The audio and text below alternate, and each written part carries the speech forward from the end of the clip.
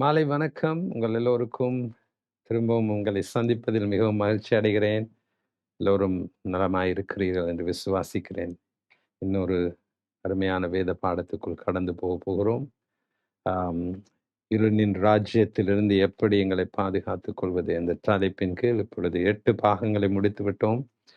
ஆம், நினைக்கிறேன் இன்னும் 2 பாகங்களிலே இந்த வேத பாடத்தை முடித்து விடலாம் என்று நினைக்கிறேன். ஆனால் பரிசுத்த ஆவியானவர் எப்படி வழி நடத்துகிறாரோ அவருடைய வழிநடத்தலின் கீழ் தான் எல்லாம் தங்கி இருக்கிறது. சரி, நாங்கள் ஜெபித்து ஆரம்பிப்போம். எப்பொழுதும் எங்களுக்கு தேவனுடைய அனுக்கிரகம் அவசியம். அவருடைய கிருபை இல்லாமல் ஒன்றும் எங்களால் செய்ய முடியாது. பரிசுத்த ஆவியானவருடைய உதவி இல்லாமல் ஒன்றும் எங்களால் செய்ய முடியாது. அருமையான இயேசுப்பா, இந்த மாலை வேளைக்காக நன்றி. கர்த்தாவே, இந்த வேதத்தை திரும்பவுமாக தியானிக்கும்படி உம்முடைய பாதத்திலே அமருகிறோம். ஆவியானவரே, உம்முடைய உதவி எங்களுக்கு அவசியம். உம்முடைய உதவி இல்லாமல் இந்த வேதத்தை எங்களால் புரிந்து கொள்ள முடியாது. உம்முடைய உதவி இல்லாமல் இந்த வேதத்தை என்னால் கற்றுக் கொடுக்க முடியாது. தயவு செய்து எங்களோடு கூட இருந்து எங்களுக்கு உதவி செய்யும். இந்த வேதத்தை புரிந்து கொள்ள, இந்த வேதத்தை கற்றுக் கொடுக்க எங்களுக்கு உதவி செய்யும். உம்முடைய கிருபையை தாரும். இந்த வேத பாடத்திலே இணைந்திருக்கிற ஒவ்வொரு வீட்டிலும் உடைய சமாதானம் நிரம்பும்படி ஜெபிக்கிறேன். ஆவியானவரே, உம்முடைய கிருபை நிரம்பும்படியாக ஜெபிக்கிறேன். அது மாத்திரமல்ல, அவருடைய இருதயங்களிலும் மனதிலும் உடைய சமாதானம் நிரம்பட்டும் அப்பா.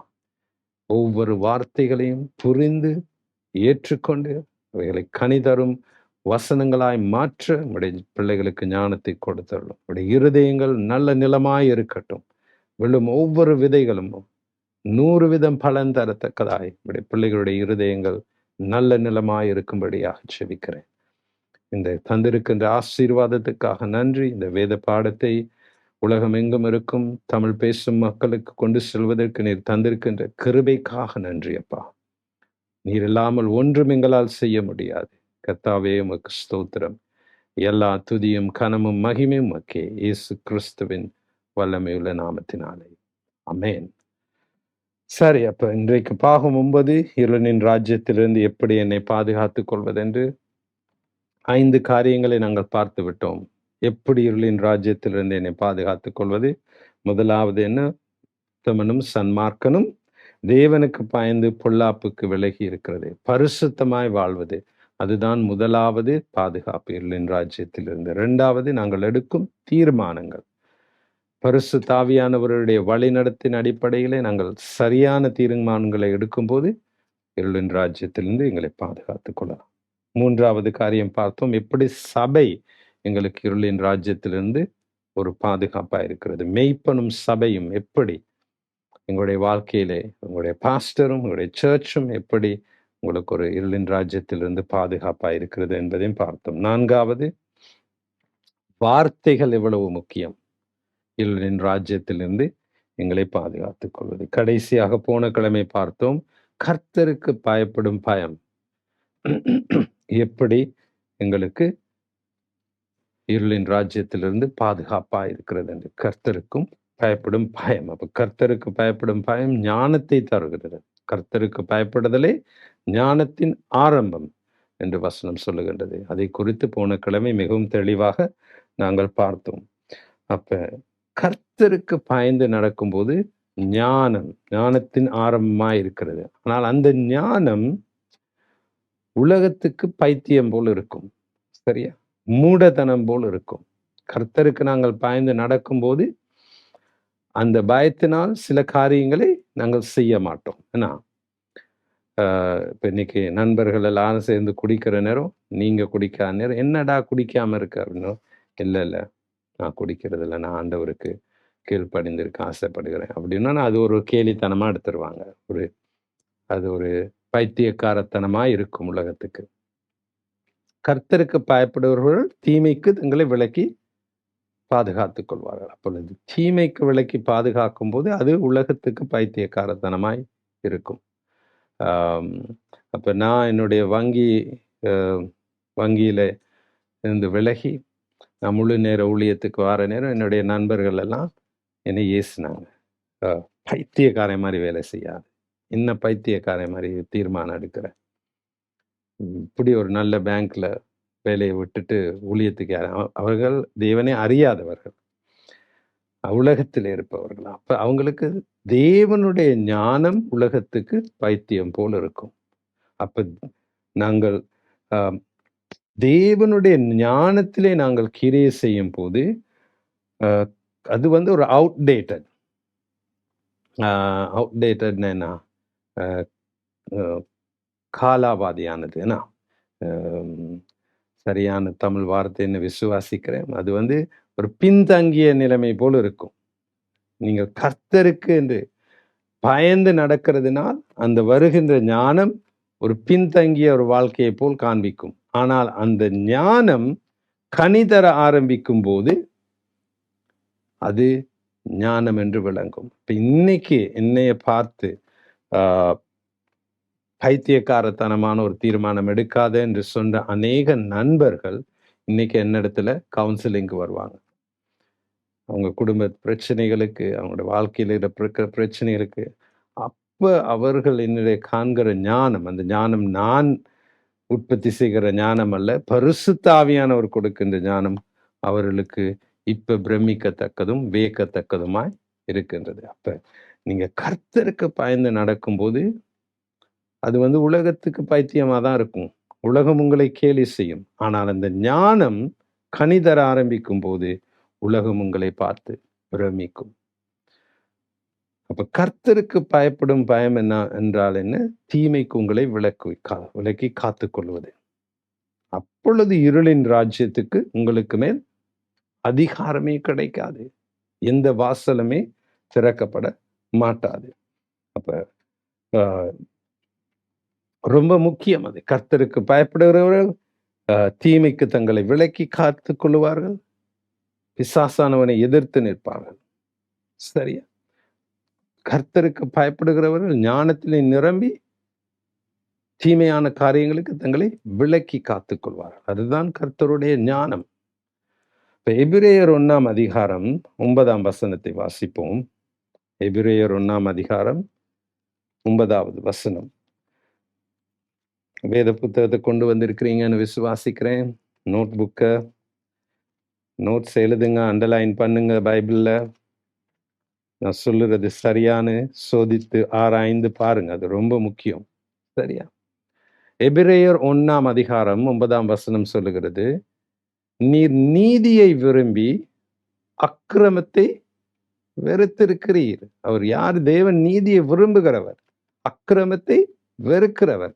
ஆதலால் தேவனே, உம்முடைய தேவன் உமது தோழரை பார்க்கிலும் உம்மை ஆனந்த தைலத்தினால் அபிஷேகம் பண்ணினார் என்றும். இது யாரை குறித்து சொல்லுகிறது என்றால் இயேசு கிறிஸ்துவை சொல்லுகின்றது.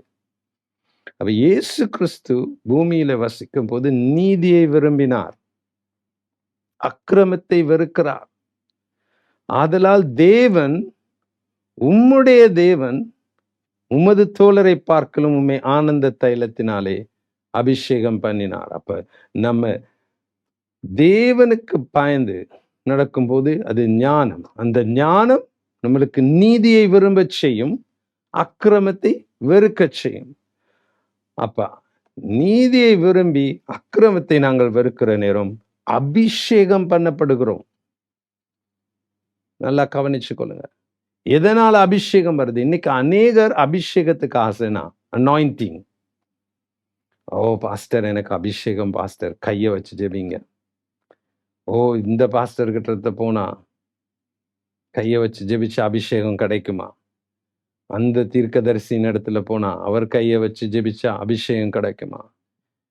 இன்னைக்கு அநேக பேர் விமான டிக்கெட் எடுத்து வெளிநாட்டுக்கு போறாங்க, யாராச்சும் கை வச்சு ஜெபிச்சு அபிஷேகத்தை பெற்றுக்கொள்கிறதுக்கு. அபிஷேகம் அவர்கள் கை வைத்து ஜெபிக்கும் போது பெற்றுக்கொள்ளலாம்.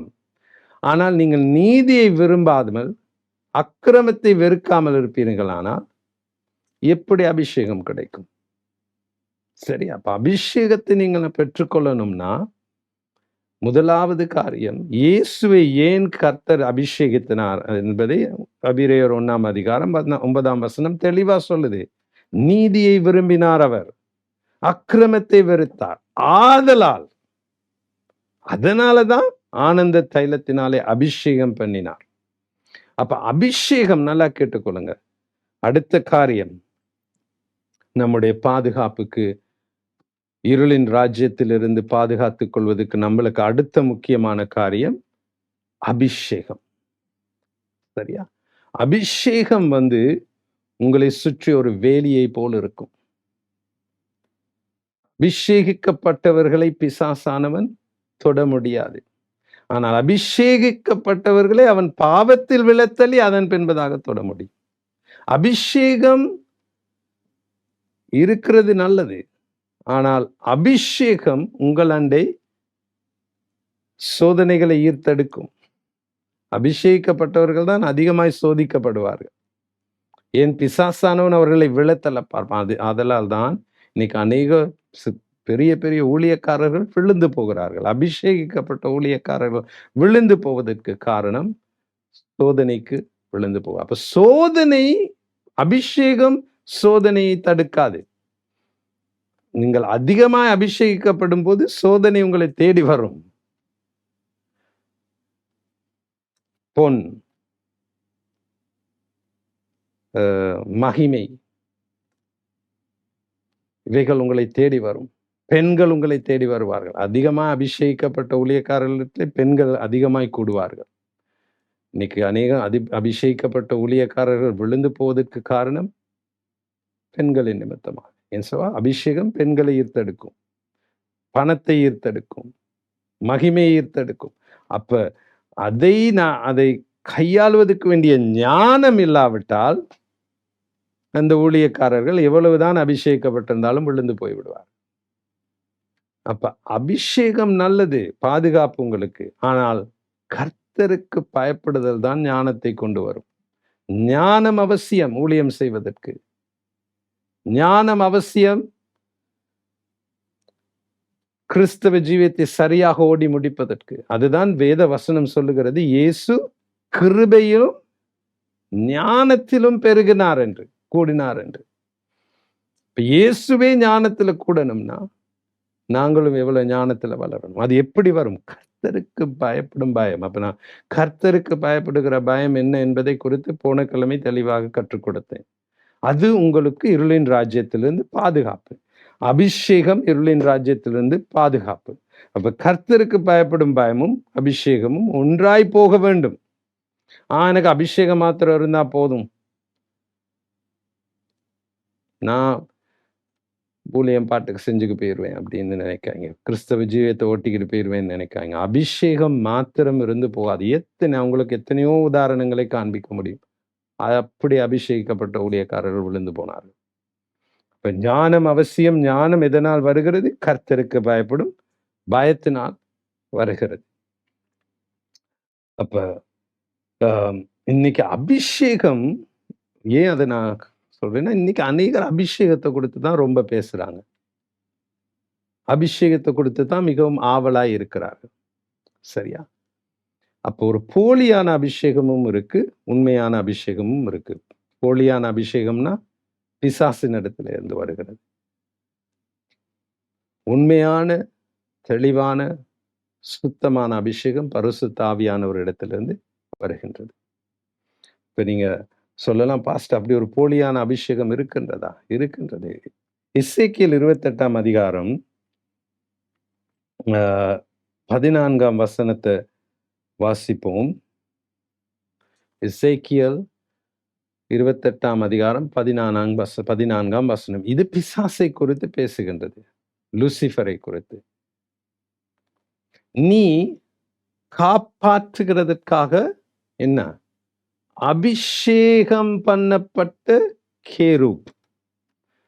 அப்ப கேரூப் என்பது, நான் ஆங்கிலத்திலே தேவதூதர்களை குறித்து ஒரு மிகவும் நீண்ட ஒரு வேத பாடத்தை நடத்தினேன்.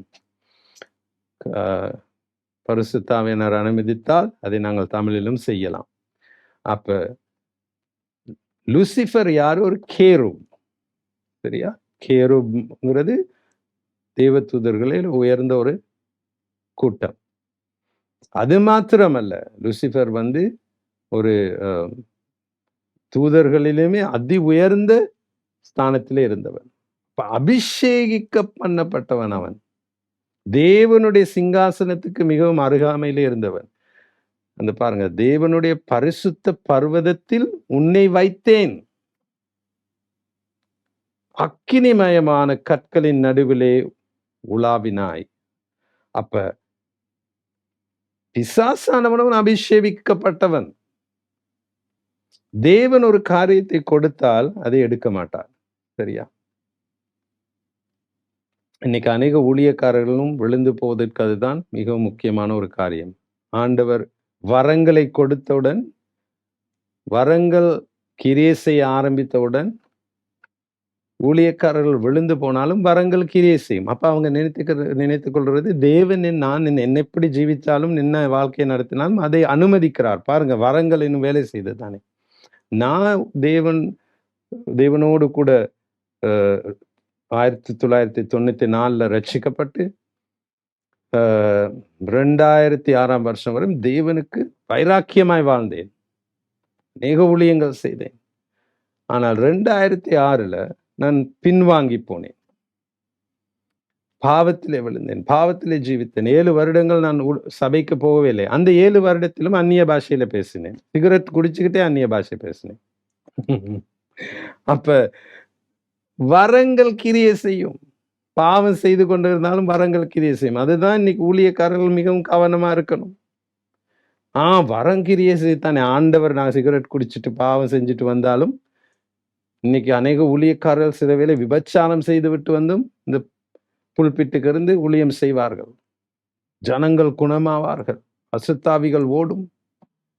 இப்ப நினைச்சு கொள்றது, தேவன் என்னுடைய வாழ்க்கை நடைமுறையை அனுமதித்து விட்டார், அதனால் நான் எப்படி ஜீவித்தாலும் பிரச்சனை இல்லை. ஆனால் அந்த வரங்களே அவர்களை நிர்மூலமாக்கி போடும்.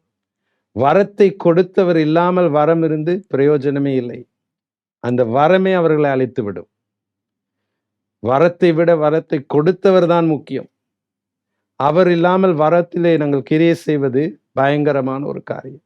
அப்ப பாவத்திலே ஒரு ஊழியக்காரன் ஊழியம் செய்து கொண்டிருந்து தேவனுடைய பிரசன்னம் இல்லாமல் வரங்கள் மாத்திரம் கிரியை செய்தால் அந்த வரங்கள் அவர்களை ஒரு நாள் அழித்துவிடும்.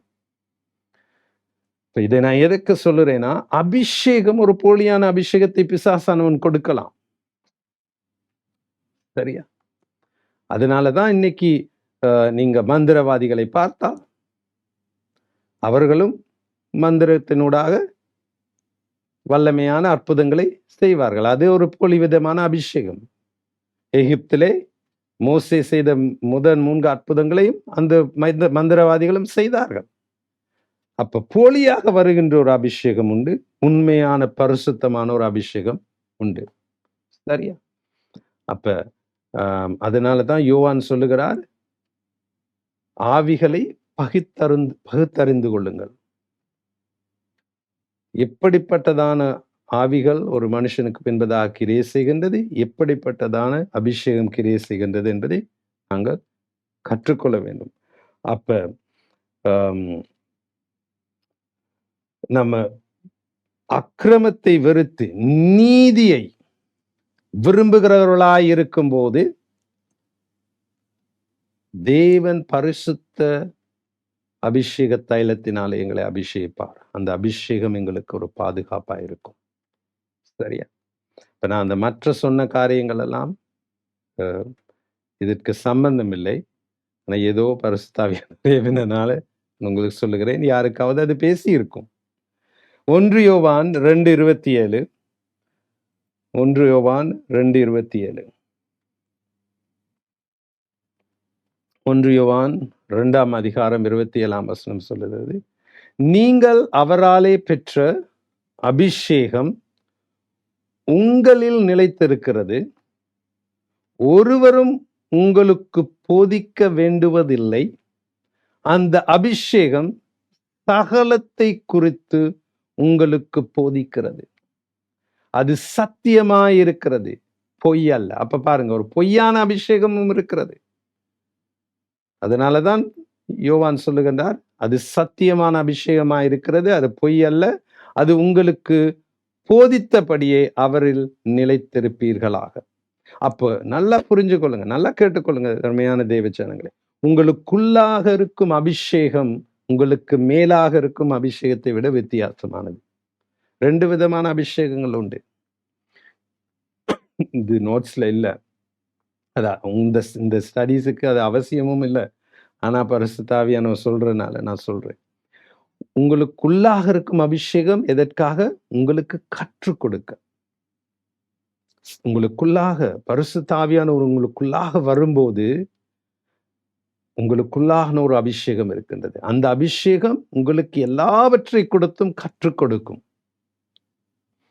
உங்களுக்கு மேலாக இருக்கும் அபிஷேகம், அதுதான் பெந்தெகோஸ்து தினத்திலே வந்தது. உங்களுக்கு மேலாக பரிசுத்த ஆவியானவர் வரும்போது அபிஷேகம், வல்லமை. அந்த அபிஷேகம் ஊழியம் செய்வதற்கு. சரியா? அந்த அபிஷேகம் வரங்களை கிரியையில் வைப்பதற்கு. அப்ப இந்த உள்ளான அபிஷேகம் ரொம்பவும் முக்கியம். உள்ளான அபிஷேகம், நீங்கள் அக்கிரமத்திலே ஜீவித்து நீதியை உதாசீனம் செய்துவிட்டு அக்கிரமத்திலே ஜீவிப்பீர்களானால் அந்த உள்ளான அபிஷேகம் கரைப்பட்டு போய்விடும். பரிசுத்த ஆவியானவர் கிரியையிலே இல்லாமல் போய்விடுவார். அப்பொழுது உள்ளான அபிஷேகம் உங்களுக்கு கற்றுக் கொடுப்பதற்கு இல்லை. வெளிப்புறமான அபிஷேகம் கிரியை செய்யலாம். சரியா? பழைய ஏற்பாட்டிலே மேலான அபிஷேகம் வரும்போது காரியங்களை செய்தார்கள். அந்த அபிஷேகம் தங்கி இருக்கலாம். ஆனால் உள்ளான அபிஷேகம் ரொம்ப ரொம்ப முக்கியம். நீங்கள் இந்த கிறிஸ்தவ ஜீவியத்திலே கர்த்தருக்கு பயந்து நடப்பதற்கு. அதை நல்லா நாங்கள் புரிஞ்சுக்கணும். அந்த உள்ளான அபிஷேகம் தான் எங்களுக்கு எல்லாவற்றையும் கற்றுக் கொடுக்கும். இந்த வசனத்தை திரும்ப பார்ப்போம் ஜக்கி. அப்ப நீங்க இன்றைக்கு கூட ஒருவர் பிரசங்கிக்கிறார் என்றால், அவருடைய பிரசங்கத்தை கேட்டுக்கொண்டிருக்கும் போது போலியாக அவர் பிரசங்கித்தால், பிழையானதை பிரசங்கித்தால், உள்ளாக இருக்கும் அபிஷேகம் உங்களுக்கு சொல்லும், இது ஏதோ சரியில்லைங்க, இன்னைக்கு இங்க இன்னும் ஒரு விபரீதம் இருக்கிறது அப்படின்னு உள்ளான அபிஷேகம் கற்றுக் கொடுக்கும். மற்றும் எல்லா காரியங்களையும் பாருங்க, உங்களுக்கு போதிக்க நீங்கள் பெற்ற, நீங்கள் அவராலே பெற்ற அபிஷேகம் உங்களில் இருக்கிறது. ஒருவரும் உங்களுக்கு போதிக்க வேண்டுவதில்லை. அந்த அபிஷேகம் சகலத்தை குறித்தும் உங்களுக்கு போதிக்கிறது. அது சத்தியமா இருக்கிறது. அப்ப இந்த வசனத்தை எடுத்துக்கிட்டு நீங்க சொல்ல முடியாது, நான் ஏன் sermon கேட்கணும், நான் ஏன் சர்ச்சுக்கு போகணும், நான் ஏன் பைபிள் ஸ்டடிக்கு போகணும், அப்படி சொல்ல முடியும். இந்த அங்க என்ன சொல்லுதுன்னா, ஏதாவது ஒரு பிழையான காரியங்கள் நடக்குதுன்னா, ஏதாவது உங்க சபையில பிழையான காரியங்கள், உங்களுடைய போதகர்கள் பிழையான காரியங்களை கற்றுக் கொடுக்கிறார்கள் என்றால், அந்த உள்ளான அபிஷேகம் உங்களுக்கு கற்றுக் கொடுக்கும். இது சரி, இது பிழை என்பதை அது கற்றுக் கொடுக்கும். மற்றபடி நீங்க sermon கேட்க தேவை அவசியம் இல்லை, பைபிள் ஸ்டடி அவசியம் இல்லை, அதே இல்லை இந்த வசனம் சொல்லுது. சரியா?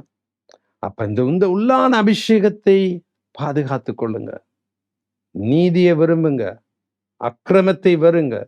இந்த அபிஷேகம் உங்களுக்குள்ளாக இருக்கும். இப்பொழுது சரி பிழை என்பதை, சரியான தீர்மானங்களை எடுப்பதற்கு இந்த அபிஷேகம் உதவி செய்யும். பரிசுத்த ஆவியானவருடைய இந்த அபிஷேகம். அப்பொழுது கர்த்தருக்கு பயந்து நடப்பீர்கள். அப்பொழுது இருளின் ராஜ்யத்திலிருந்து உங்களை பாதுகாத்துக் கொள்வீர்கள். அது ரொம்ப முக்கியம், உள்ளான அபிஷேகம். சரியா? அப்ப தேவன் இந்த பொல்லாத இந்த தலைமுறையிலே ஒரு மனுஷனை தேவன் உயர்த்தி காண்பிக்க வேண்டும் என்றால் அவர் செய்வது அந்த மனுஷனை அபிஷேகிப்பார். அவருடைய மகிமையை இந்த மனுஷனுக்கூடாக வெளிப்படுத்துவார். இருளின் ராஜ்யத்துக்கு விரோதமாய் தன்னுடைய மகனை மகளை தேவன் பாதுகாக்க வேண்டும் என்றால் அவர்களை அபிஷேகிப்பார் தேவன். அந்த அபிஷேகம் அவர்களுக்கு ஒரு வேலியாயும் பாதுகாப்பாயும் இருக்கும். சரியா?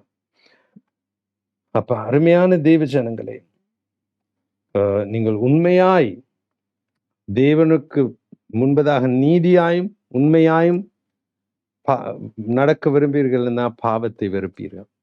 அதுதான் ரொம்ப முக்கியமான காரியம். இப்படித்தான் யோபு நடந்து கொண்டான். அப்ப தேவன் நீதியாய் நடக்கின்ற ஒரு குடும்பத்தை, தன்னுடைய பிள்ளையை கட்டாயமாய் பாதுகாப்பார். ஏனென்றால் அதுதான் தேவனுடைய ராஜ்யத்தின் கொள்கையாய் இருக்கின்றது. ஒரு நீதியாய் நடக்கின்ற, தேவனுக்கு முன்பதாய் நீதியாய் நடக்கின்ற ஒரு மனுஷியை பாதுகாப்பது தேவனுடைய ராஜ்யத்தின் கொள்கை. அது மாறாது. தேவன் நீதியாய் இருக்கின்ற மனுஷனை ஒரு நாளும் உதாசீனம் செய்ய மாட்டார், கைவிட மாட்டார், எப்பொழுதும் பாதுகாப்பார். சரியா? இப்ப நாங்க இன்னும் கொஞ்சம் ஆழமாய் போய் சில காரியங்களை பார்ப்போம். தேவனுடைய பாதுகாப்பை குறித்து இருளின் ராஜ்யத்திலிருந்து.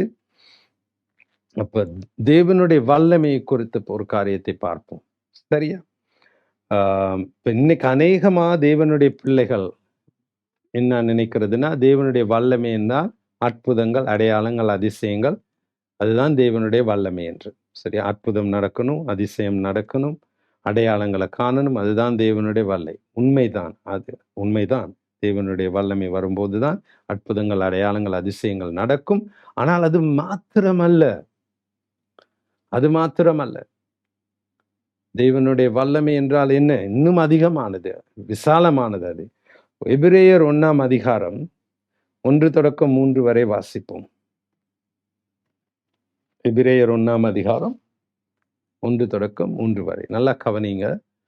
பூர்வ காலங்களில் பங்கு பங்காகவும் வகை வகையாகவும் தீர்க்கதரிசிகள் மூலமாய் பிதாக்களுக்கு திருவுளம் பற்றின தேவன் இந்த கடைசி நாட்களில் குமாரன் மூலமாய் நமக்கு திருவுளம் பற்றினார். சரி, இந்த வார்த்தை இந்த பைபிள், இந்த வேத பாடத்துக்கு அப்பாற்பட்டது ஒன்று. இன்னைக்கு அநேக தீர்க்கதரிசிகள் சொல்றது என்னன்னா, தேவன் என்னோடு தான் கதைப்பார். நீங்க தேவன் உங்களுடைய வாழ்க்கையில என்ன செய்ய போகிறார், உங்களுடைய எதிர்காலம் என்ன என்பதை தெரிஞ்சுக்கொள்ளணும்னா நீ என்னிடத்துல தான் வரணும்.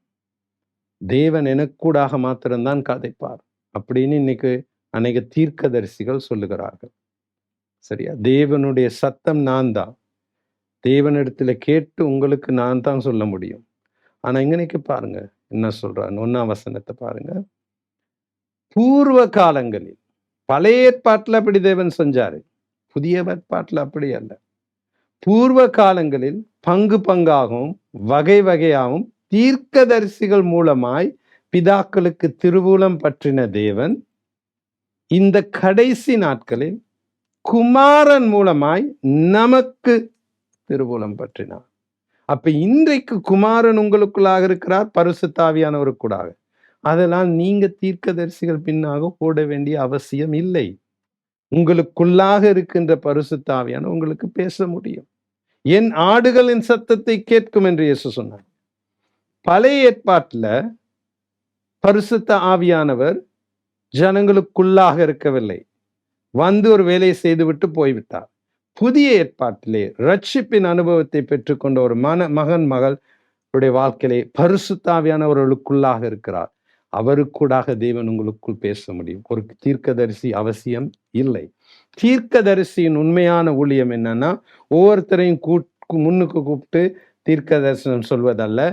தீர்க்கதரிசி என்ற அந்த ஆபீஸ் உடைய அழைப்பு என்னன்னா, சபையை எப்படி முன்னுக்கு வழி நடத்துவது, சபை எந்த நோக்கிலே போக வேண்டும், சபைக்கு தேவன் தயார் பண்ணி வைத்திருக்கிறது என்ன காரியங்கள் சபைக்கு முன்பதாக வரப்போகின்றது, அப்படி முழு சபைக்கு வழி நடத்துவதுதான் தீர்க்கதரிசியினுடைய ஊழியம். ஒவ்வொருவரையும் முன்னாக கூட்டி அவங்களுடைய தனிப்பட்ட அம்பலங்களை வெளியே காட்டி அவர்களை அவமானப்படுத்துவது அல்ல. மற்றபடி ஒவ்வொருவரையும் தனித்தனியா அவர்களை கூப்பிட்டு தீர்க்க தரிசனம் சொல்வதல்ல தீர்க்கதரிசி என்களுடைய அந்த அழைப்பின் ஊழியம். சரியா? அப்ப இன்றைக்கு தேவன் உங்களோடு கூட பேச முடியும், உங்களுக்கு தேவனுடைய சத்தத்தை கேட்க முடியும். அதை சொல்லதான் நான் அந்த வசனத்தை இது பண்ணேன். ஆனா இப்ப நான் கர்த்தருடைய வல்லமையை குறித்து பார்க்கிறோம். சரியா? இப்ப கர்த்தருடைய வல்லமை அற்புதங்கள், அடையாளங்கள், அதிசயங்களுக்கும் மேல் அப்பாற்பட்டது. 2ஆம் வசனத்தை பார்ப்போம் ஜாக்கி. எபிரேயர் 1ஆம் அதிகாரம் 2ஆம் வசனம். இந்த கடைசி நாட்களில் குமாரன் மூலமாய் நமக்கு திருவுளம் பற்றினார், இவரை சர்வத்துக்கும் சுதந்திரவாளியாக நியமித்தார். இயேசுவை குறித்து சொல்லுது. இவரை கொண்டு உலகங்களையும் உண்டாக்கினார். 3ஆவது வசனத்தை நல்லா கவனிங்க.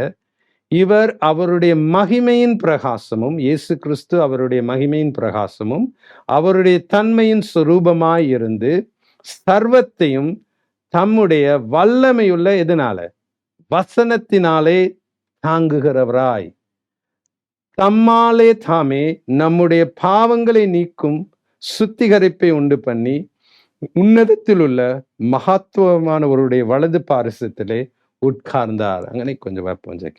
இப்ப தேவன் எல்லாவற்றையும் சிருஷ்டித்தது யாருக்கூடாக?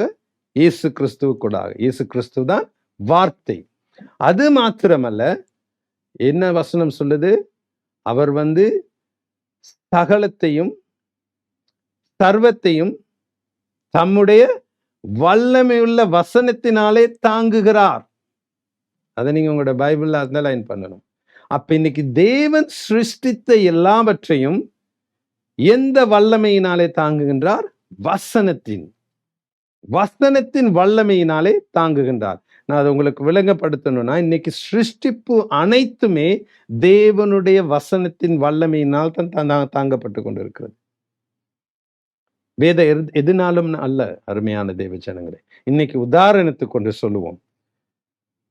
சூரியனுக்கும் பூமிக்கும் இடையிலே இவ்வளவு இடைவெளி இருக்க வேண்டும் என்று தேவன் நியமித்தார், தம்முடைய வசனத்துக்கூடாக, தம்முடைய வார்த்தை கூட. சரியா? அப்ப சூரியனுக்கும் பூமிக்கும் இடையிலே இவ்வளவு ஒரு இடைவெளியை தேவன் வைத்தார். சூரியன் 1 இன்ச் முன்னுக்கு வந்தாலுமே நாங்கள்லாம் கருகி பாபக்யூ ஆகிருவோம். 1 இன்ச் பின்னுக்கு போனாலுமே பூமி முழுவதும் பனியினாலே மூடப்பட்டு உறைந்து மறைந்து போய்விடுவோம். அப்ப அந்த சூரியன் முன்னுக்கும் பின்னுக்கும் போகாமல் அதை தாங்குவது எது? தேவனுடைய வசனத்தின் வல்லமை. மனுஷனால் அதை செய்யவே முடியாது. அது மாத்திரமல்ல, பூமி தன்னைத்தானே சுற்றியும் சூரியனை சுற்றியும் வருகின்றது. அப்ப அந்த மெரிகோ ரவுண்ட்ல போயிருக்கீங்களா? அந்த காணிவெல்ல எல்லாம் போனா அந்த ஒரு குதிரை மாதிரி இருக்கும், ஒரு ஆடு மாதிரி இருக்கும், அதுல உட்காந்து இப்படியே சின்ன பிள்ளைகள் அதுல போய் இறங்கணும்னு இப்படியே தலையெல்லாம் சுத்தும். அப்ப பூமி சுத்துகிற நேரம் ஏன் நம்மளுக்கு தலை சுத்தாம இருக்கு? அதுல தானே நம்ம நிக்கிறோம். அப்ப தேவன் அதை அப்படி படைத்திருக்கிறார். ஒரு சரியான வேகத்தில் சுத்துவதற்கும் சூரியனை சுற்றி வருவதற்கும் ஒரு வேகத்திலே அந்த வேகத்திலே சுத்துவதற்கு அந்த வார்த்தையின் வல்லமை அதை செய்கின்றது. அதை விட வேகமா பூமி சுத்த தொடங்கிருச்சுன்னா நம்ம எனக்கு என்ன ஆகும் யோசித்து பாருங்க. அப்ப இத்தனை வருஷங்கள் பூமியை வசனத்தின் வல்லமை தான் அப்படி தாங்கிக்கிட்டு இருக்கு. இப்ப நம்ம இதுகளை யோசிக்க போனோம்னா நம்ம வண்டையே வெடிச்சிரும். மனுஷனுக்கு அப்பாற்பட்ட இந்த காரியங்கள் வார்த்தையின் வல்லமையினால் தான் நடந்துகிட்டு இருக்கு. அப்ப அந்த வார்த்தை எவ்வளவு வல்லமையான, மனுஷன் இன்னுமே கண்டுபிடிச்சுக்கிற முடியல.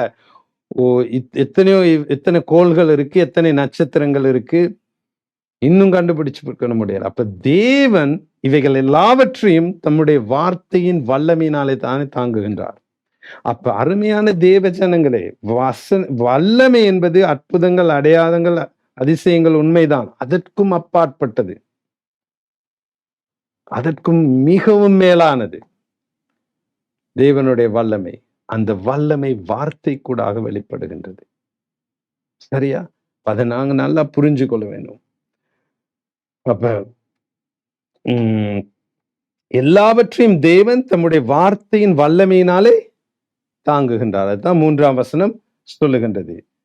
அப்ப தேவன் தம்முடைய வார்த்தையின் வல்லமையினாலே வானத்திலும் பூமியிலும் கோட்பாடுகளை செய்து வைத்திருக்கின்றார். சரியா? வார்த்தையின் வல்லமையினாலே கோட்பாடுகளை அவர் உருவாக்கி வைத்திருக்கின்றார். அப்ப அந்த கோட்பாடுகளின் அடிப்படை, எப்படி கோட்பாடுகள் உருவாக்கப்படுகின்றது? தேவனுடைய வார்த்தையின் வல்லமையினாலே. அப்ப அந்த கோட்பாடுகளுக்கு சிருஷ்டிப்பானது கீழ்ப்படியும் பொழுது அது தன்னுடைய கிரியைகளை தானாய் செய்து கொண்டிருக்க முடியும். அப்ப இன்னைக்கு பூமி, சந்திர மண்டலம், கோள்கள், நட்சத்திரன், சூரியன், சந்திரன் இவை எல்லாம் சரியான முறையிலே கிரியை செய்து கொண்டிருப்பதற்கு காரணம் அவைகள் தேவன் தம்முடைய வசனத்தின் வல்லமையினாலே வைத்த கோட்பாடுகளுக்கு கீழ்ப்படிந்து கொண்டிருப்பதுனா. அதையும் மனுஷன் இருக்க விடுறான்ல. என்னென்னவோ காரியங்களை கண்டுபிடிச்சி கோள்களுக்கு சந்திரன் போய் செவ்வாய் கிரகத்துக்கு போய் அங்கேயும் எல்லாத்தையும் குழப்ப பார்க்கிறான். ஆனா தேவன் பூமிக்கும் வானத்துக்கும் பரலோகத்துக்கும் வசனத்தின் வல்லமையினாலே கோட்பாடுகளை வைத்திருக்கின்றார். சரியா? அந்த கோட்பாடுகளின் அடிப்படையிலே கிரியை செய்யும் போது கர்த்தருடைய வல்லமை உங்களுடைய வாழ்க்கையில வெளிப்படும். அந்த கோட்பாடுகள் தேவனுடைய வார்த்தையினாலே உருவாக்கப்பட்டிருக்கிறது. அப்ப அருமையான தேவ ஜனங்களே, இவைகள் சிருஷ்டிப்பை தாங்கிக் கொண்டிருக்கின்றது தேவனுடைய வசனம். அதுதான் எபிரேயர் 1ஆம் அதிகாரம் 3ஆம் வசனம் சொல்லுகின்றது. திரும்ப அதை கொஞ்சம் பார்ப்போம் ஜாக்கி.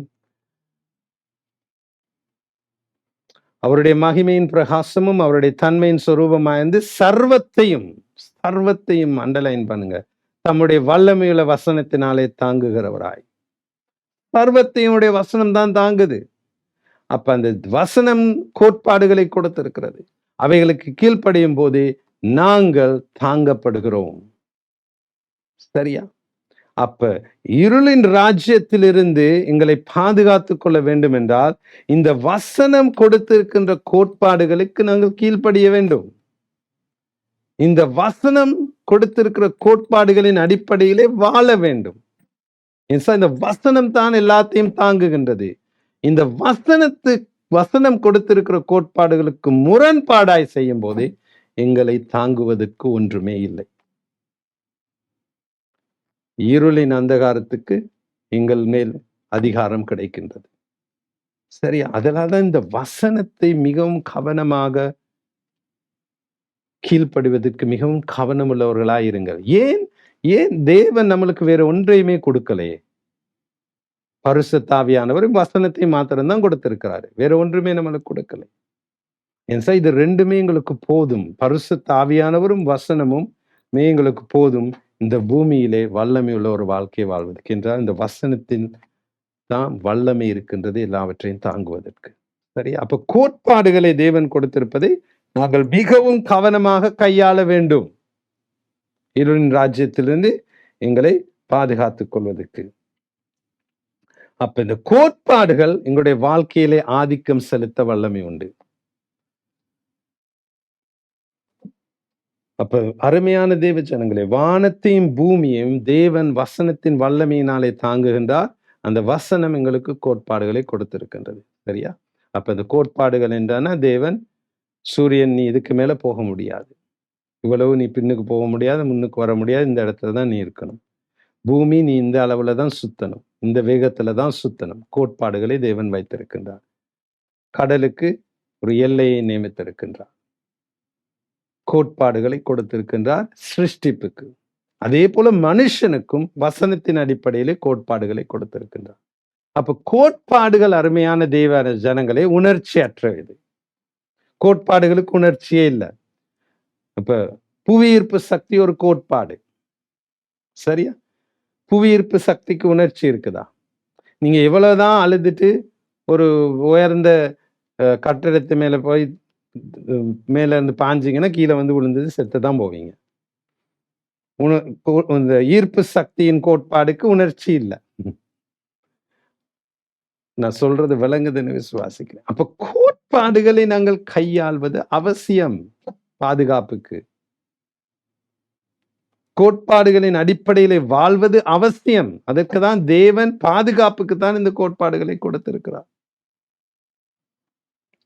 அப்ப இதை நம்ம புரிஞ்சு கொள்றது இல்லை.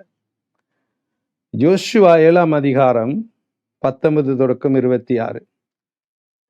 நான் விசுவாசிக்கிறேன் இந்த வேத பாடங்கள் உங்களுக்கு மிகவும் ஆழமானதாக இல்லை என்று புரிந்து கொள்ளத்தக்கதாக இருக்கிறது என்று விசுவாசிக்கின்றேன். மிகவும் முடிந்த அளவு சரளமாக நான் கற்றுக் கொடுக்க முயற்சிக்கிறேன். யோசுவா 7ஆம் அதிகாரம் 19ஆம் வசனம் தொடக்கம் 26ஆம் வசனம் வரை வாசிக்க போகிறோம். அப்பொழுது யோசுவா ஆகானை நோக்கி, மகனே, நீ இப்பொழுது இஸ்ரவேலில் தேவனாகிய கர்த்தரை மகிமைப்படுத்து, அவருக்கு முன்பதாக அறிக்கை பண்ணி, நீ செய்ததை எனக்கு சொல்லு, அதை எனக்கு ஒழிக்காதே என்றான். அப்பொழுது ஆகான் யோசுவாவுக்கு பிரதியுத்தரமாக, மெய்யாவே நான் இஸ்ரவேலின் தேவனாகிய கர்த்தருக்கு விரோதமாக பாவம் செய்தேன், இன்னின்ன பிரகாரமாய் செய்தேன்.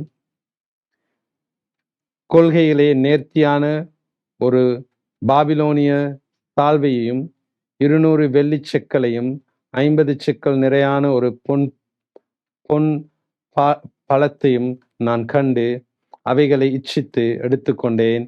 இதோ அவைகள் என் கூடாரத்தின் மத்தியில் பூமிக்குள் புதைத்திருக்கிறது, வெள்ளி அதன் அடியில் இருக்கிறது என்றான்.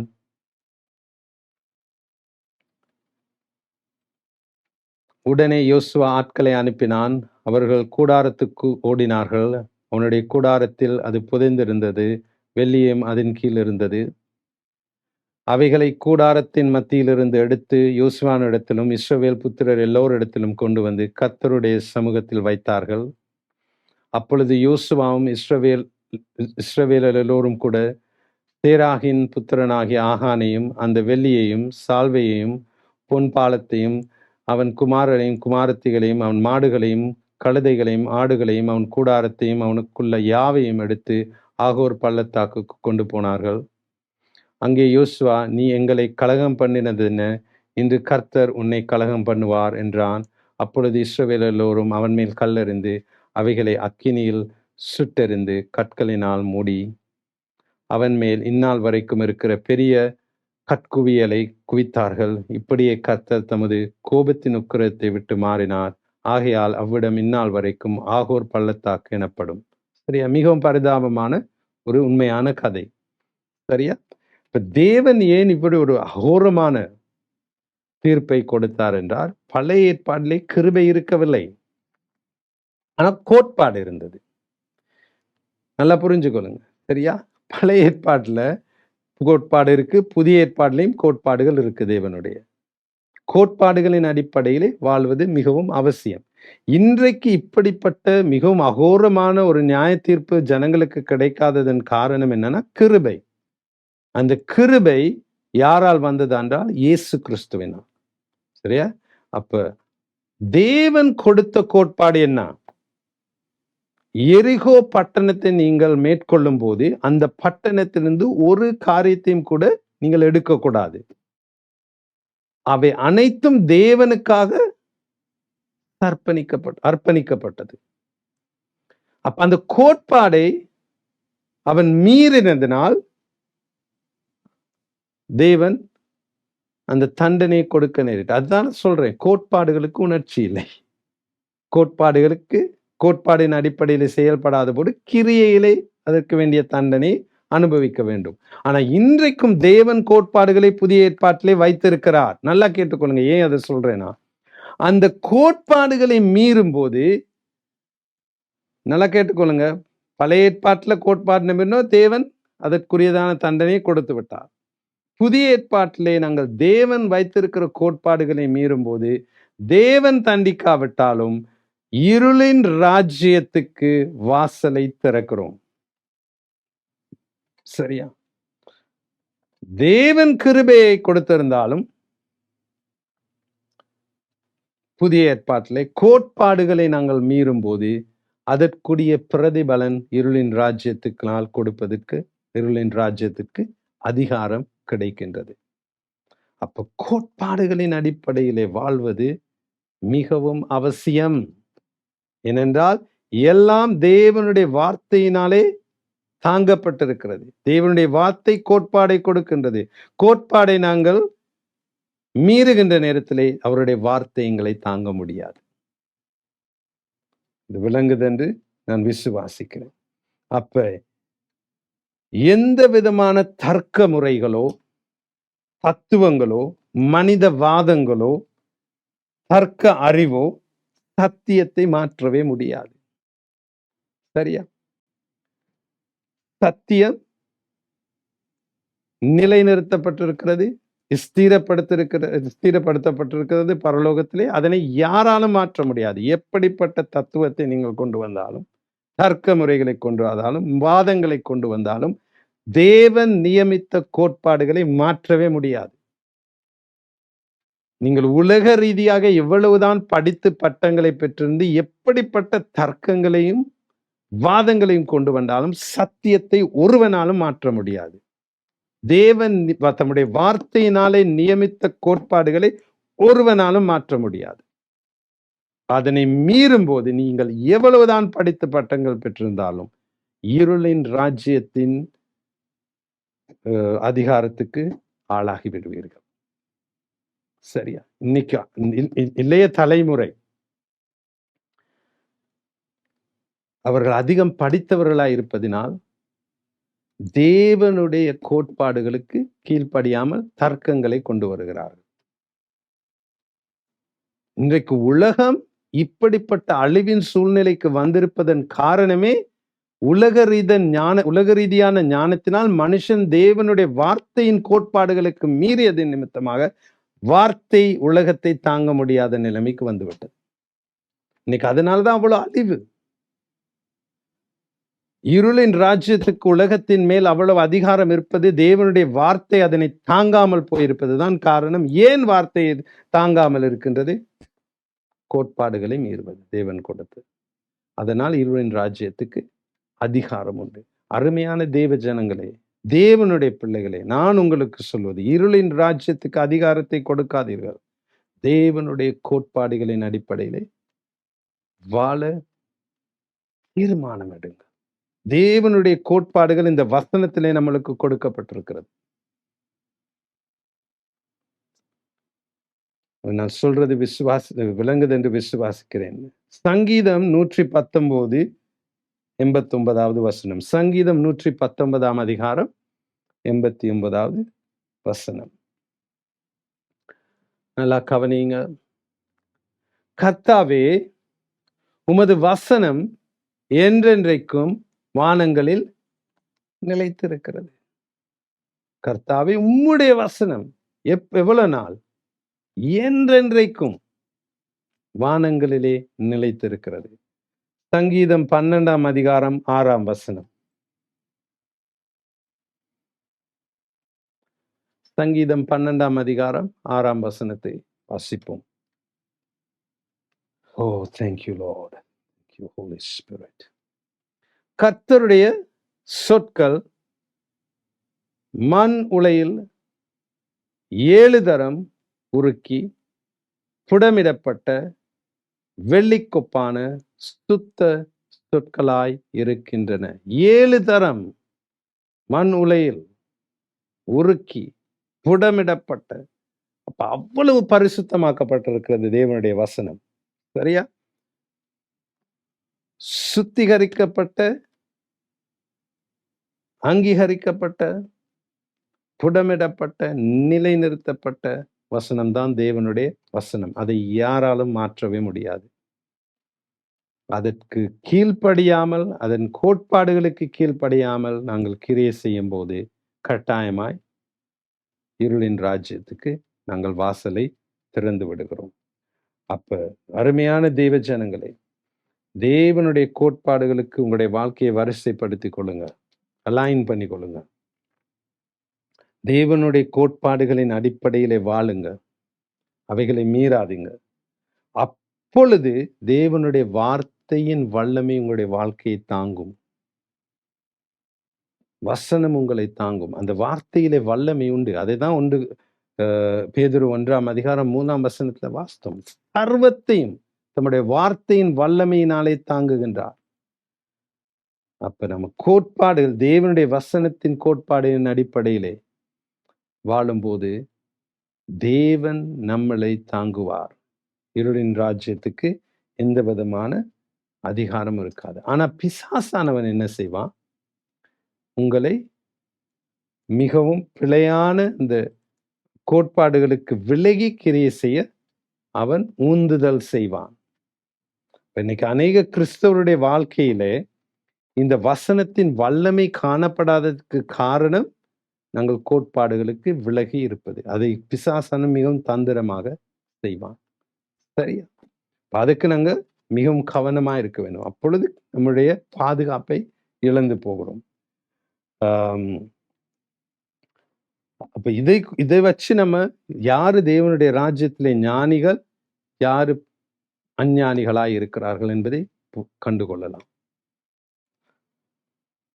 அப்ப உங்களுடைய வாழ்க்கை தேவனுடைய கோட்பாடுகளின் அடிப்படையிலே வாழுகின்ற ஒரு வாழ்க்கையா இருந்தால் கட்டாயமாய் பிசாசானவனுக்கு உங்களை தொடுவதற்கு எந்த விதமான அதிகாரமுமே இருக்காது. சில உதாரணங்களை நாங்கள் பார்ப்போம் என்றால், ஆதாமேவாள் தேவன் கோட்பாடுகளே அவர்களுக்கு ஏதேன் தோட்டத்திலே கொடுத்தார். தோட்டத்தின் நடுவில் இருக்கின்ற மரத்தின் விருட்சத்தை புசிக்க கூடாது, மற்றவைகள் எல்லாவற்றையும் புசிக்கலாம் கோட்பாடை கொடுத்தார். அதை மீறின நிமித்தமாக இருளின் ராஜ்யத்துக்கு அவர்கள் மேல் அதிகாரம் கிடைத்தது. சரியா? அப்ப தேவன் இதை தொடாதே என்று சொல்லி இருப்பார் என்றால் அது கோட்பாடு. அதை தொடாதீர்கள். இதை தொடாதே என்றால் அதை தொடாதீர்கள். அது கோட்பாடு. அதை தொட்டால் விபரீதம் காத்து கொண்டிருக்கிறது. இருளின் ராஜ்யத்துக்கு அதிகாரம் இருக்கின்றது. வசனம் உங்களை தாங்க முடியாமல் போகின்றது. இதை அநேக கிறிஸ்தவர்கள் நன்றாக புரிந்து கொள்ள வேண்டும். சர்வத்தையும் தேவன் தன்னுடைய வார்த்தையின் வல்லமையினாலே தாங்குகின்றார். சரியா? அப்ப இன்னைக்கு அநேக கிறிஸ்தவர்கள் தேவனுடைய கோட்பாடுகள் என்னன்னு கூட தெரியாது. சில பேர் தேவனுடைய கோட்பாடுகளை குறித்து வாக்குவாதம் செய்து கொண்டிருக்கிறார்கள் கிறிஸ்தவர்கள். அப்ப எப்படி வார்த்தையின் வல்லமை உங்களை தாங்க முடியும்? யாருமே தேவனுடைய கோட்பாடுகளை குறித்து வாக்குவாதம் செய்து ஒன்றுமே செய்ய முடியாது. ஏனென்றால் அது பரலோகத்திலே ஸ்திரப்படுத்தப்பட்டிருக்கிறது. வாசித்தோம் நாங்கள் சங்கீதம் 119. சரியா? அப்ப எங்களுடைய தனிப்பட்ட வாழ்க்கை, எங்களுடைய குடும்ப வாழ்க்கை, எங்களுடைய குடும்பம் எல்லாம் தேவனுடைய கோட்பாடுகளின் அடிப்படையிலே வாழுகின்ற ஒரு வாழ்க்கையா இருந்தால் இருளின் ராஜ்யத்துக்கு எங்களால் தொடவே முடியாது. அப்ப இன்னைக்கு நாம பார்க்க போகிறோம். எவ்வளவு நேரம் போயிருக்கு ஜாக்கி? 50. 10 நிமிஷத்துல முடிக்கலாம்னு நினைக்கிறேன். இத தேவன் ஒரு கிறிஸ்தவ குடும்பத்துக்கு, ஒரு கிறிஸ்தவ வியாபாரிக்கு கொடுத்திருக்கிற கோட்பாடுகளை நாங்கள் பார்க்க போகிறோம். சரியா? இப்ப நான் நல்ல தெளிவா உங்களுக்கு சொல்லிட்டேன். கிறிஸ்தவனாகிய நீ, கிறிஸ்தவளாகிய நீ, கிறிஸ்தவ குடும்பமாகிய நாங்கள் தேவன் கொடுத்திருக்கிற கோட்பாடுகளின் அடிப்படையிலே வாழாவிட்டால் தேவனுடைய வார்த்தையின் வல்லமை எங்களை தாங்காது. சரியா? அப்ப நாங்க பார்க்க போறது என்னன்னா, கிறிஸ்தவ குடும்பத்துக்கு, ஒரு கிறிஸ்தவ வியாபாரிக்கு, பிசினஸ் செய்கிறவர்களுக்கு தேவன் கொடுத்திருக்கிற கோட்பாடுகளை தான் பார்க்க போகிறோம். சரியா? அந்த கோட்பாடின் அடிப்படையிலே கிறிஸ்தவன் வாழ்ந்தால் தேவனுடைய வசனம் அவர்களை தாங்கும், இருளின் ராஜ்யம் அவர்களை தொட முடியாது. அப்ப அதை பார்க்கிறதுக்கு எபேசியர் 5ஆம் அதிகாரம் 21ஆம் வசனத்துக்கு போவோம். எபேசியர் 5ஆம் அதிகாரம் 21ஆம் வசனம்ல இருந்து 6ஆம் அதிகாரம் 1ஆம் வசனம் திறக்கும் 9ஆம் வசனம் வரை வாசிக்க போகிறோம். சரியா? எபேசியர் 5:21 தொடங்கி 6ஆம் அதிகாரத்துக்கு போய் 9ஆம் வசனம் வரை வாசிக்க போகிறோம். நல்லா கவனிங்க.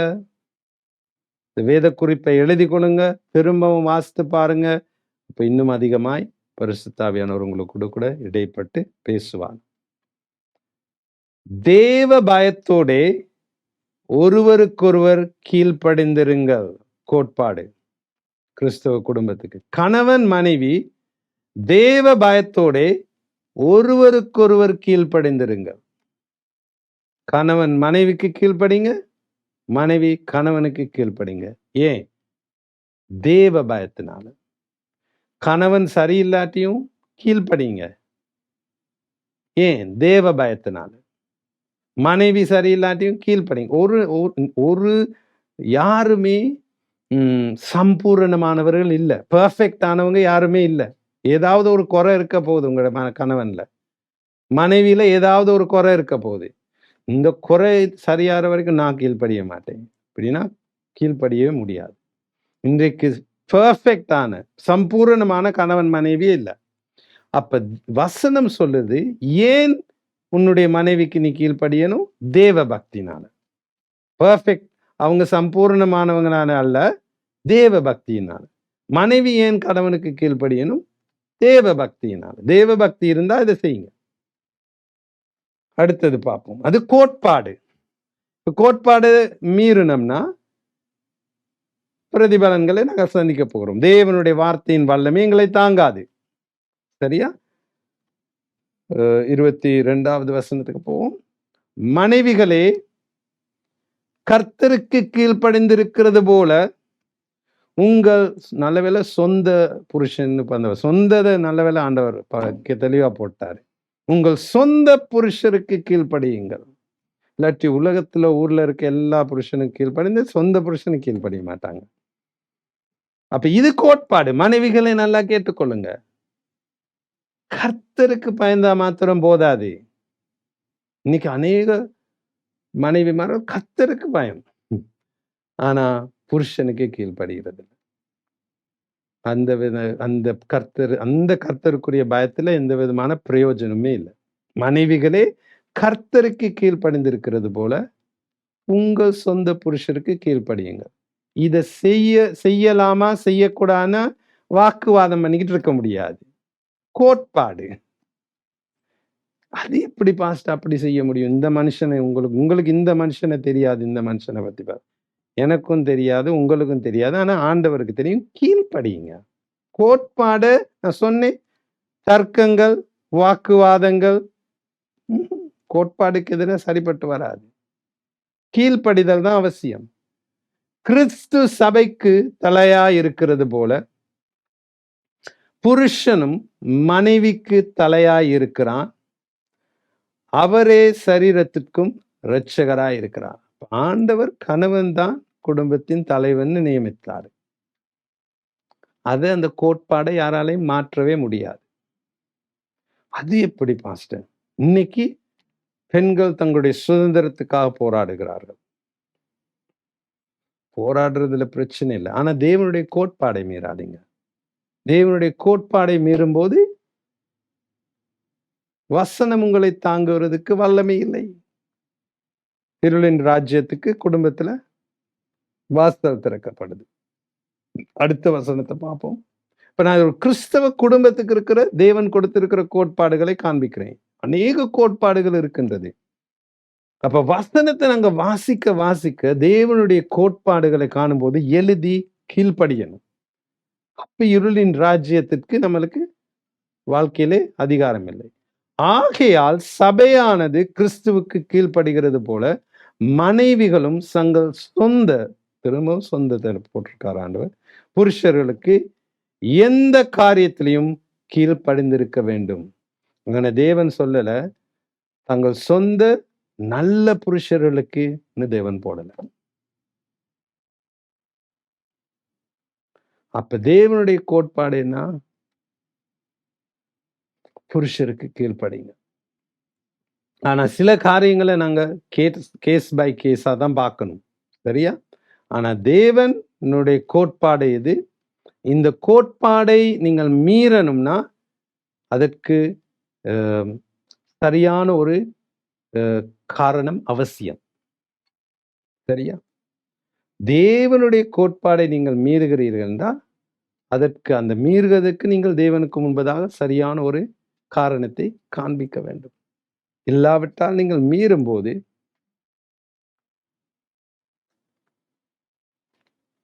இருளின் ராஜ்யத்துக்கு அதிகாரம் கிடைக்கும். சரி, இதை சொல்லுவோமே, அப்ப என்ன எனக்கு சரியா விளங்கலப்பா.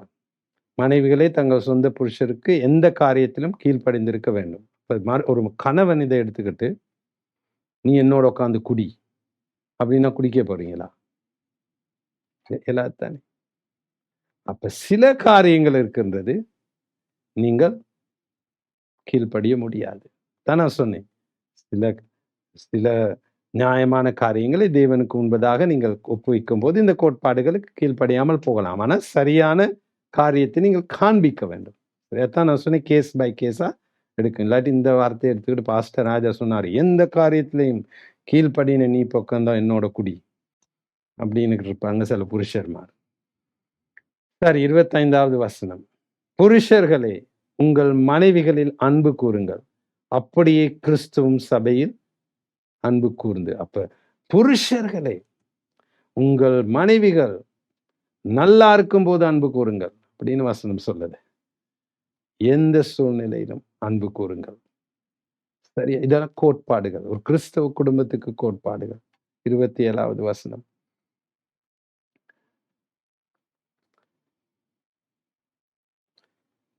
கரைத்திரை முதலானவைகள் ஒன்றும் இல்லாமல் பரிசுத்தமும் பிழையுமற்றதுமான மகிமையுள்ள சபையாக அதை தமக்கு முன் நிறுத்திக் கொள்வதற்கும் தம்மை தாமே அதற்காக ஒப்புக் கொடுத்தார். சபையை குறித்து இயேசு கிறிஸ்து எப்படி சபையை நேசித்தார், எப்படி அன்பு கூர்ந்தார், தன்னைத்தானே ஒப்பு கொடுத்து அன்பு கூர்ந்தார், தன்னைத்தானே சமர்ப்பித்து அன்பு கூர்ந்தார்.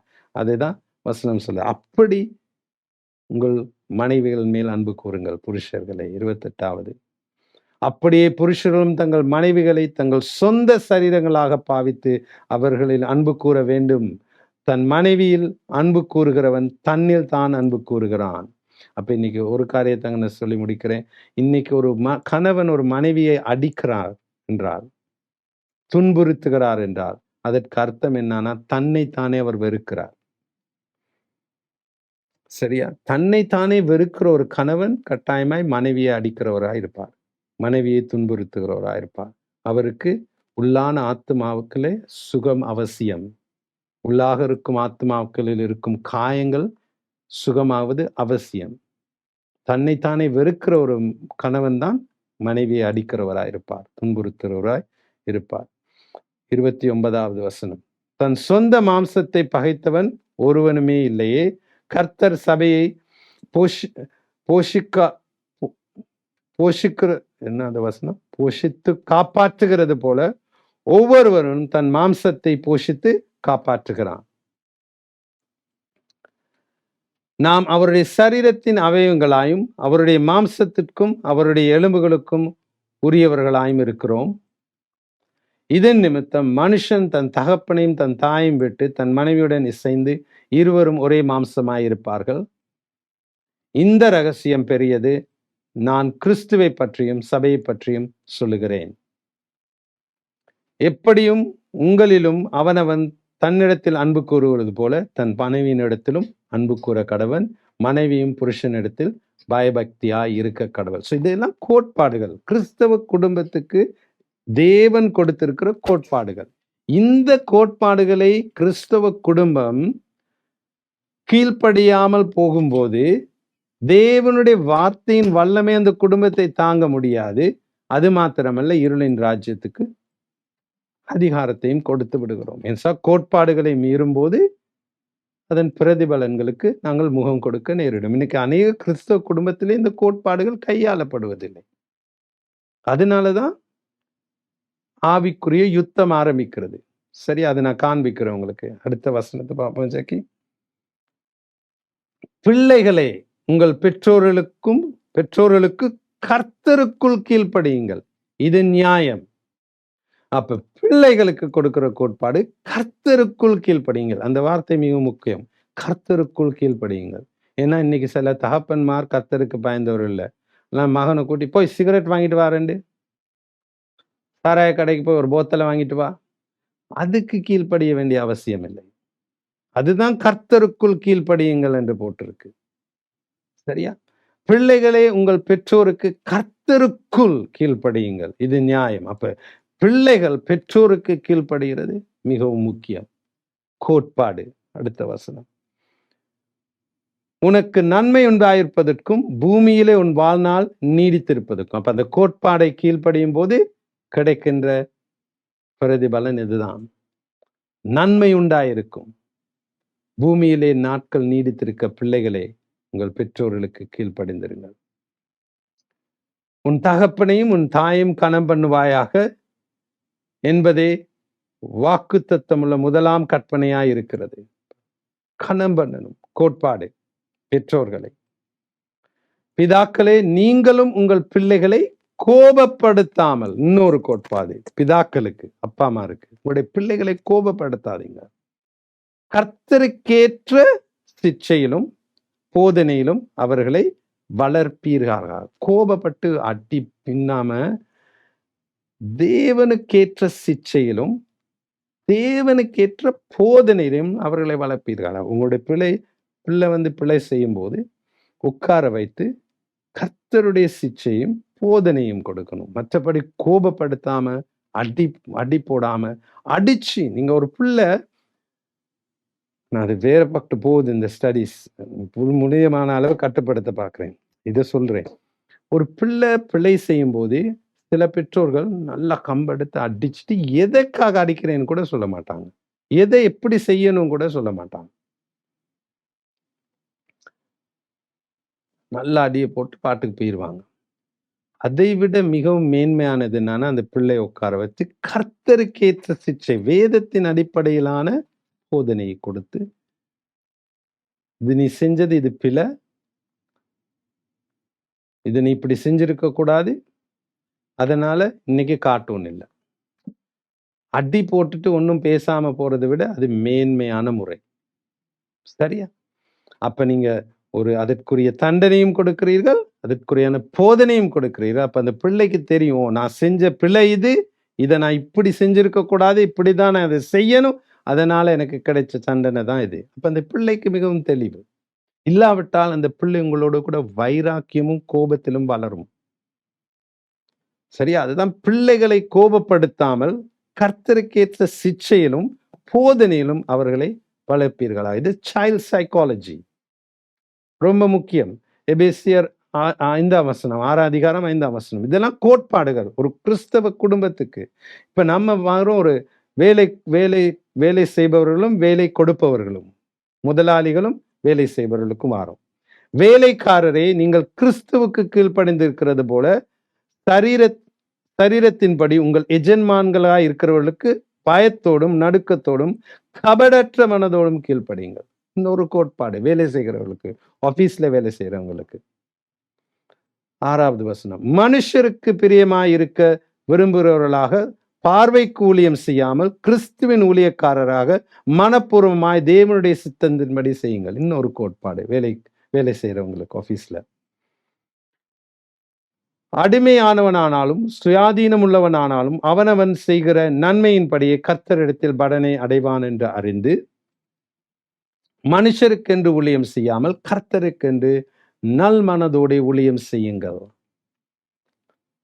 எஜமான்களே, இப்போ முதலாளிகளுக்கு எஜமான்களே, அப்படியே நீங்களும் வேலைக்காரருக்கு செய்ய வேண்டியவைகளை செய்து அவர்களுக்கும் உங்களுக்கும் எஜமானவர் பரலோகத்தில் இருக்கிறார் என்றும் அவரிடத்தில் பட்சபாதம் இல்லை என்றும் அறிந்து கடும் சொல்லை விட்டு விடுங்கள். வேலை கொடுக்கிறவர்களுக்கு, முதலாளிகளுக்கு கோட்பாடுகள். கடைசியாக, என் சகோதரரே, கர்த்தரிலும் அவருடைய சத்துவத்திலும் வல்லமையிலும் பலப்படுங்கள். அப்ப வல்லமையில பலப்படணும்னா வார்த்தைக்கு கீழ்ப்படியணும். வார்த்தையில வல்லமை உண்டு. சரியா? தேவன் எப்படி எல்லாவற்றையும் தாங்குகின்றார்?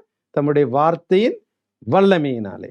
அப்ப சத்துவத்தின் வல்லமையிலும் நாங்கள் பலப்படணும்னா கர்த்தருடைய இந்த கோட்பாடுகளுக்கு குடும்பமும் மனைவியும் பிள்ளைகளும் வேலை கொடுப்பவர்களும் வேலை செய்கிறவர்களும் கீழ்ப்படிவது அவசியம். சரியா? 11வது வசனத்தை வாசிங்க. நீங்கள் பிசாசின் தந்திரங்களோடு எதிர்த்து நிற்க திராணி உள்ளவர்களாய் இருக்கும்படி தேவனுடைய சர்வாயுதங்களை தரித்துக் கொள்ளுங்கள். நல்லா கவனிச்சிங்களா? பவுல் இவை எல்லாவற்றையும் சொல்லிவிட்டு சொல்றாரு, பிசாசின் தந்திரங்களோடு. அப்ப இதை நீ செய்யாட்டி, குடும்பத்துல கணவன் மனைவி பிள்ளைகள் நீங்க இதை செய்யாட்டி, இந்த கோட்பாடுகளை முதலாளிகள் வேலை செய்பவர்கள் இதை செய்யாட்டி பிசாசின் தந்திரங்களுக்கு மாட்டிக்கொள்ளுங்கள். அப்ப கோட்பாடுகள் எவ்வளவு அவசியம். அதுக்கு பின்பதாக தான் ஆவிக்குரிய யுத்தத்தை பத்தி பவுல் பேசுறாரு. 12வது வசனத்தை வாசிங்க. ஏனெனில் மாம்சத்தோடும் இரத்தத்தோடும் அல்ல, துரைத்தனங்களோடும் அதிகாரங்களோடும் இப்பிரபஞ்சத்தின் அந்தகார லோகாதிபதிகளோடும் வானமண்டலங்களில் உள்ள பொல்லாத ஆவிகளின் சேனைகளோடும் நமக்கு போராட்டம் உண்டு. இப்ப நல்லா புரிஞ்சுக்கொள்வீங்க ஏன் அநேக கிறிஸ்தவ குடும்பம் எந்த நாளும் போராட்டம். ஆவிக்குரிய போராட்டம். பாஸ்டர், பிள்ளைக்கு சுகமில்ல பாஸ்டர், எந்த நாளும் கடன் தொல்லை பாஸ்டர், வீட்டுல எந்த நாளும் சண்டை பாஸ்டர், இந்த நாளும் பிரச்சனை பாஸ்டர். முதலாவது கிறிஸ்தவ குடும்பத்துக்கு இருக்க கோட்பாடுகளை செய்றீங்களான்னு போய் பாருங்க. இன்னைக்கு ஆவிக்குரிய யுத்தத்துக்கு, ஒரு குடும்பத்துல ஆவிக்குரிய யுத்தத்துக்கு முதலாவது பிரச்சனை என்னன்னா தேவனுடைய கோட்பாடுகளுக்கு கீழ்ப்படியாமை. இப்ப கிறிஸ்தவ குடும்பத்துக்கு வேண்டிய கோட்பாடுகள் என்னன்னா தெளிவா நான் காமிச்சிருக்கேன். அதே மாதிரி அநேக கோட்பாடுகளை தேவன் கொடுத்திருக்கிறாரு. அந்த கோட்பாடுகளின் அடிப்படையிலே நாங்கள் வாழும் போது ஆவிக்குரிய யுத்தம் இல்லை எங்களுக்கு. தேவனுடைய வார்த்தையின் வல்லமை உங்களை தாங்கும். இருளின் ராஜ்யத்துக்கு எந்த விதமான அதிகாரமும் இல்லை. அப்ப நான் இது சொல்றது விளங்குதுன்னு நான் விசுவாசிக்கிறேன். இன்னும் அதிகமா ஆழமா போகணும்னா நம்மளுக்கு இந்த வேத பாடத்தை மாச கணக்கு செஞ்சு கொண்டு இருக்க வேண்டி வரும். அதனால்தான் நான் வசனமா எடுத்து உங்களுக்கு சொல்லல. ஆனா நான் காண்பிக்கிறது புரிஞ்சிருக்கும் என்று விளங்குகிறேன். சரி, எவ்வளவு நேரம் போயிடுச்சு ஜாக்கி? 1 hour 10 minutes. ஒரு மணித்தியாலும் 10 நிமிடங்கள், ரொம்பவே கூட போயிட்டோம். சரி, நாங்கள் ஜெபித்து இதை முடிப்போம். ஆண்டவரே நன்றி, ஆவியானவரே நீர் எங்களோடு கூட பேசியதற்காக. அப்பா, இந்த நாளிலே நீர் எங்களுக்கு கர்த்தருக்கு பயப்படும் பயம் குறித்து பேசினீர். கோட்பாடுகளின் அடிப்படைகளை வாழ்வது எவ்வளவு முக்கியம் என்பதை பேசினீர். அப்பா கர்த்தாவே, எங்கெங்கு நாங்கள் உடைய கோட்பாடுகளுக்கு விளங்கி வாழ்கிறோமோ அந்த இடங்களில் எங்களை திருத்திக் கொள்வதற்கு கிருபையும் ஞானத்தையும் எங்களுக்கு தாரும். கர்த்தாவே, இன்றைக்கு அநேக கிறிஸ்தவ குடும்பங்கள் அப்பா, இந்த வேத பாடத்தை கேட்டுக்கொண்டு இருக்கிற அநேக கிறிஸ்தவ குடும்பங்கள் ஆவிக்குரிய யுத்தத்திலே கடந்து போய் கொண்டிருக்கின்றன. எபேசியர் 6:12 பவுல் சொல்லுகிறது போல அநேக துரைத்தனங்களோடும் அதிகாரங்களோடும் அநேக போராட்டம். அப்பா உடைய வசனம் அவர்களை தாங்கும்படியாக கோட்பாடுகளுக்கு கீழ்ப்படியத்தக்கதாக உங்களுடைய பிள்ளைகளை வழி நடத்தும் ஆண்டவரே. இந்த ஞானத்தை அவருடைய பிள்ளைகளுக்கு கொடுமப்பா. கிறிஸ்தவ குடும்பங்கள் இருளின் ராஜ்யத்தை மேற்கொள்ளத்தக்கதாக ஆண்டவரே கர்த்தருக்கு பயந்து ஞானத்திலே வளர்ந்து கோட்பாடுகளை கிரியிலே வைக்கிற குடும்பங்களாய் மாற்றி அருளும் அப்பா. அப்பொழுது இருளின் ராஜ்யத்துக்கு எங்களுடைய வாழ்க்கையில இடமில்லை ஆண்டவரே. கர்த்தாவே, இந்த சத்தியம் உங்களுடைய பிள்ளைகளுக்கு விளங்க செய்யும். இந்த சத்தியம் உங்களுடைய பிள்ளைகளுடைய வாழ்க்கையில வெளிப்பட செய்யும் அப்பா. அநேக குடும்பங்கள் இந்த இருக்கின்ற இந்த ஆவிக்குரிய யுத்தத்தை இந்த நாளிலே மேற்கொள்ள போறதுக்காய் நன்றி. இவ்வளவு நாளும் இந்த சத்தியம் அவர்களிடத்திலே ஒழிக்கப்பட்டிருக்கிறது, ஒளிந்திருக்கிறது. ஆனா இந்த நாளிலே இந்த சத்தியம் வெளிப்படுத்தப்பட்டிருக்கிறது நிமித்தமாக அநேக குடும்பங்கள் வெற்றி சிறக்க போறதுக்காய் நன்றி. இருளின் ராஜ்யத்தை அவர்கள் நிர்மூலமாக்க போறதுக்காய் நன்றி. அவருடைய தந்திரங்களை உடை தெரிய போறதுக்காய் நன்றி அப்பா. வெற்றி சிறக்க போறதுக்காய் நன்றி. சத்தியத்தை அறிவீர்கள், சத்தியம் உங்களை விடுதலையாக்கும் என்று சொன்னீரே. உம்முடைய சத்தியத்தை பரிசுத்த ஆவியானவருடைய உதவியும் கூட உம்முடைய பிள்ளைகளுக்கு நான் வெளிப்படுத்தி இருக்கிறேன் அப்பா. இந்த சத்தியம் உண்மையாய் அநேக குடும்பங்களை விடுதலையாக்கட்டும் ஆண்டவரே. இந்த நாளிலே விடுதலை காண செய்யும் உம்முடைய பிள்ளைகளுக்கு. இருளின் ராஜ்யத்திலிருந்து விடுதலை பெற்று ஒரு வெற்றியுள்ள வாழ்க்கையை வாழ உடைய பிள்ளைகளுக்கு கிருபை செய்தருளும் ஆண்டவரே. உமக்கு நன்றி ஆண்டவரே. நன்றியோடு கூட துதிக்கிறேன். இந்த நாளில் எங்களோடு கூட பேசியதற்காக நன்றி.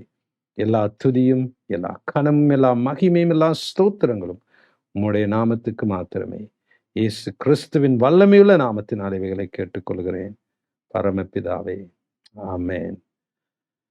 இன்றைக்கு நீங்கள் முதலாவது இந்த வேத பாடத்தில் இணைந்திருப்பீர்கள். ஆனால் எங்களுடைய பழைய எல்லா வேத பாடங்களும், பழைய 8 பாகங்களும் எங்களுடைய வெப்சைட்டிலே நாங்கள் வைத்திருக்கிறோம்.